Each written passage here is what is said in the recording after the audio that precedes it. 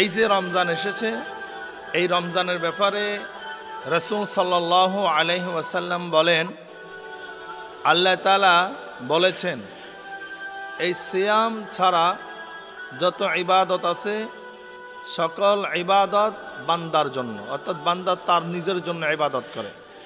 ক্বালাল্লাহু কুল্লু আমাল ইবনি আদম লাহু ইল্লা সিয়ামা ফাইন্নাহু লি ওয়া আনা আজজি বিহি ওয়াস-সিয়ামু জুন্নাতুন ওয়া ইযা কানা ইয়াউমু সাওমি আহাদিকুম ফালা ইয়ারফুস।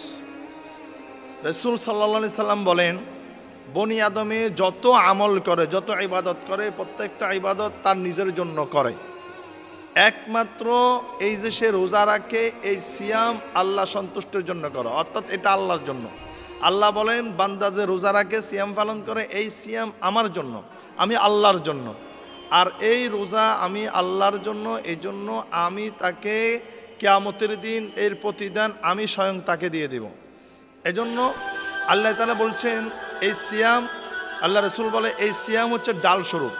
যারা রোজা রাখবে সিয়ামরত অবস্থায় তারা যেন অশ্লীল কর্মকাজ না করে, খারাপ কাজের সাথে যেন লিপ্ত না হয়, মিথ্যা কথা যেন না বলে, এবং কি কারোর সাথে যেন ঝগড়া বিবাদ না করে। যদি কোনো ব্যক্তি তার সাথে ঝগড়া করতে আসে তাহলে সেই যেন বলে আনা সিয়াম, অর্থাৎ আমি একজন সিয়ামকারী, আমি রোজারত অবস্থায়, আমি সিয়াম ব্যক্তি, আমি রোজাদার ব্যক্তি, এই বলে সেই জন্য ওই জায়গা থেকে ত্যাগ করে চলে আসে, অর্থাৎ সে ঝগড়ার সাথে যেন লিপ্ত না হয়। এরপরেও যদি কোনো ব্যক্তি যদি তার সাথে ঝগড়া করতে আসে তাহলে সেই জন্য স্থান ত্যাগ করে। রাসূল সাল্লাল্লাহু আলাইহি ওয়াসাল্লাম বলেন,